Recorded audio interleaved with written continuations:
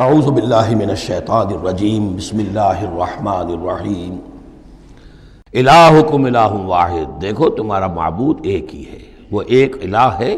فالذین لا یؤمنون بالآخرۃ، تو وہ لوگ کہ جو آخرت کا یقین نہیں رکھتے، منکرۃ وہم مستکبرون، وہ اس بات سے انکار کرتے ہیں، وہ اس کو قبول کرنے میں جھجکتے ہیں اور ان کے اندر استکبار پیدا ہو جاتا ہے، مغرور ہو جاتے ہیں۔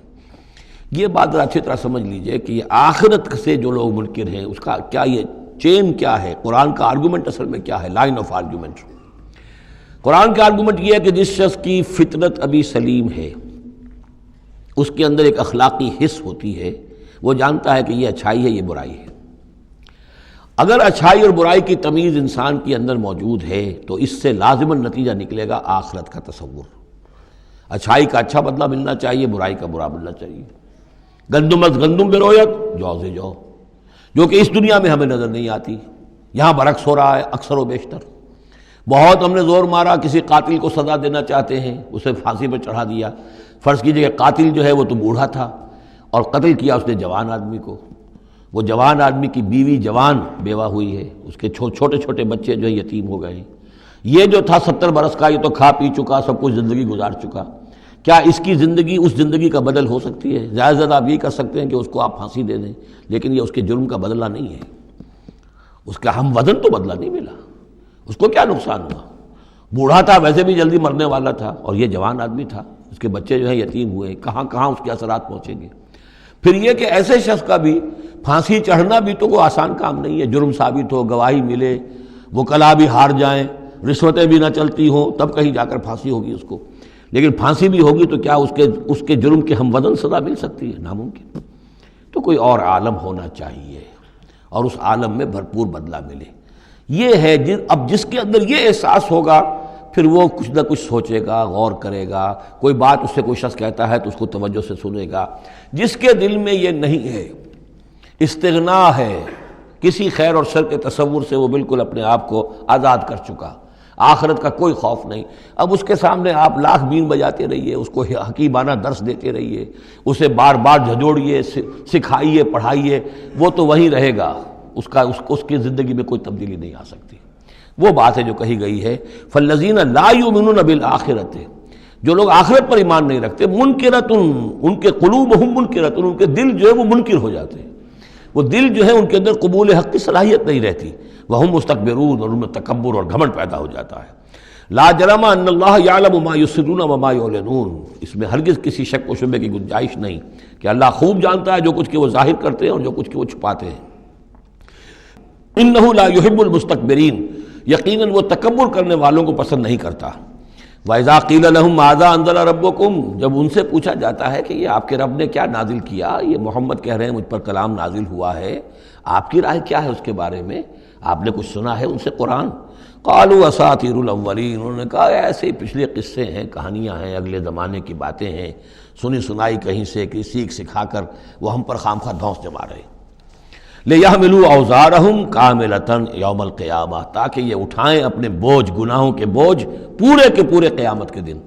یعنی یہ جو ان کا دل جو ہے اس طریقے سے اس حق کی طرف مائل نہیں ہو رہا ہے، اس کا نتیجہ کیا نکلے گا کہ اپنے سارے گناہوں اور سرکشی کا پورا پورا بوجھ قیامت کے دن اٹھائیں، اور نہ صرف اپنے بوجھ اٹھائیں، وَمِنْ أَوْزَارِ الَّذِينَ يُضِلُّونَهُمْ بِغَيْرِ عِلْمٍ، اور ان لوگوں کے بوجھ بھی اٹھائیں جنہیں یہ گمراہ کر رہے ہیں۔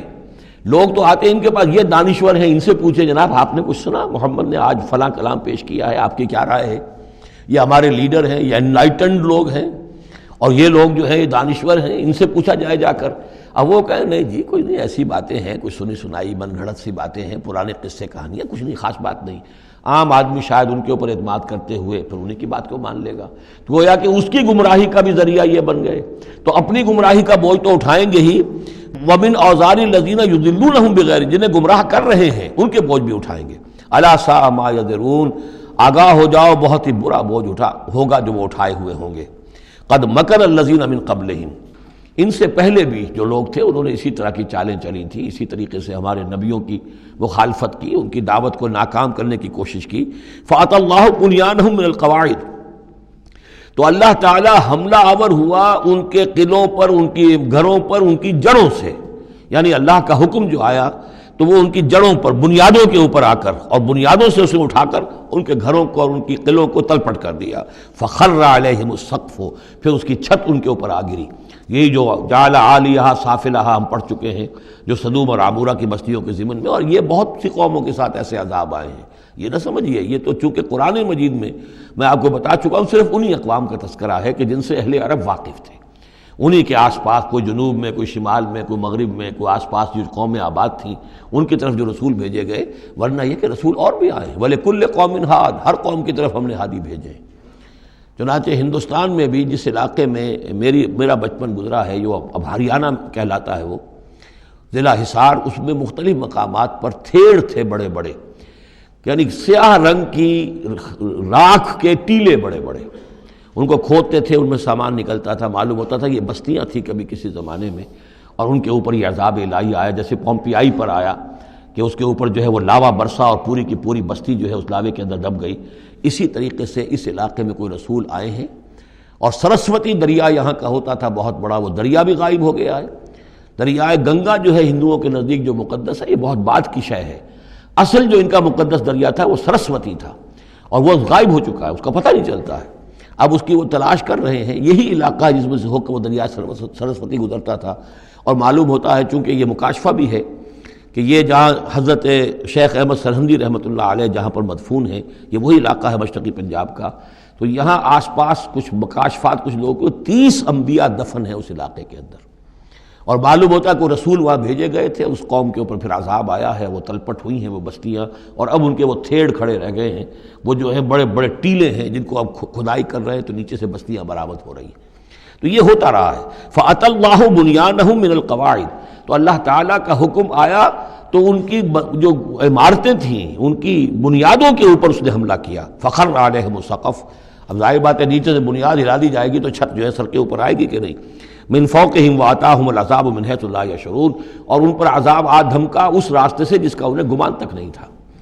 ثم یوم القیامت یخزیہم، اور پھر ابھی مزید جو ان کی رسوائی ہونی ہے وہ تو قیامت کے دن ہوگی. ثم یوم القیامت یخزیہم ویقول این شرکائی الذین کنتم تشاقون فیہم، انہیں رسوا کرنے کے لیے اللہ تعالیٰ کہے گا کہاں ہے وہ آپ کے شریک، وہ معبود جن پر غرہ تھا، جن پہ تکیہ تھا، وہی پتے ہوا دینے لگے، وہ کہاں گئے وہ پتے جن کے بارے میں تمہیں سخت حمیت تھی. تشاقون فی، جن کی وجہ سے تم مارنے کو دوڑتے تھے، جو بھی ان کی نفی کرتا تھا ان کی تکہ بوٹی کرنے کو تیار ہو جاتے تھے. اتنی حمیت، اتنی غیرت اپنے معبودوں کے لیے تمہارے اندر تھی.